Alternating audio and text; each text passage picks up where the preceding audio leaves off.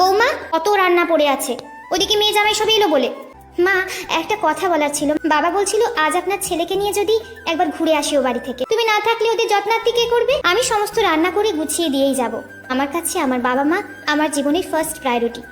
তারা তাদের অর্থ এবং শ্রম দুটোই আমার পেছনে দিয়েছে বলেই আমি এত বড় হয়েছি। এখন আমার সময় হয়েছে তাদের কিছু ফিরিয়ে দেবার। সন্তান হিসেবে এটা আমার কর্তব্য। আর এবাড়ির বউ হিসেবে যে কর্তব্যগুলো আছে সেগুলো, ওই তো একটা ছোট্ট স্কুলে বাচ্চাদের পড়াও। আমার ছেলের অগাধ টাকা দেখে গলায় ঝুলে পড়েছো।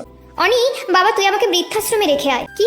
তুমি মাকে কি বলেছো রাত্রি? ক্ষমা চাও, এক্ষুনি আমার মায়ের কাছে ক্ষমা চাও। তোমার জন্য আজ আমার মায়ের চোখে জল এসেছে। আমি কোনো ভুল করিনি, তাই সরিও বলবো না। বাড়ি থেকে বেরিয়ে যাওয়ার কথা যখন উঠেছে তখন আমি বেরিয়ে যাচ্ছি। আপনি কেন যাবেন? এই বিনা মাইনের কাজের মেয়েকে যদি দরকার হয় ডেকে পাঠিও। আজ বরং আসি। বর্তমানে এমন অনেক রাত্রি আছে যারা শত যন্ত্রণা সহ্য করে শ্বশুরবাড়িতে থেকে যায়, কারণ তাদের কোনো যাওয়ার জায়গা নেই বলে।